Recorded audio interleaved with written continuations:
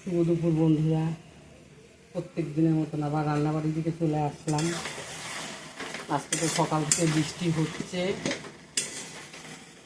জোরে না, টিপ টিপ করে বৃষ্টি হয়েই যাচ্ছে।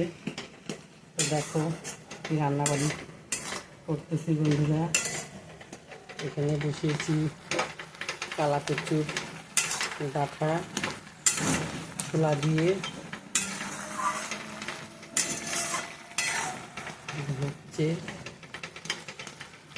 জলটা শুকাইলে গলে যাবে, নামাবো।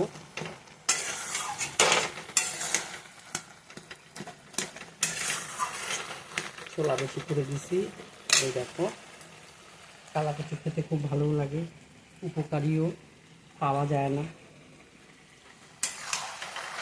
কালকে কিনে আনছি আমাদের তো হচ্ছে। আর এখানে কালকের আমের চাটনি আছে, সোয়াবিনের তরকারিও আছে বন্ধুরা, দেখি শাকের চচ্চড়িও আছে, আলু দিয়ে করছিলাম। আর আজকে করলাম ডাল, তোমার চাপ চাপ করেই করছি, চাল কুমড়ো আর ছোলা কচু দিয়ে। এই যে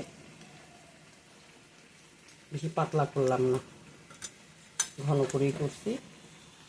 আর এদিকে কচুর শাক হচ্ছে, কালকের আছে সবজি, আলুর চাটনি। আজকে এই দিয়েই খাওয়া দাওয়া সারবো।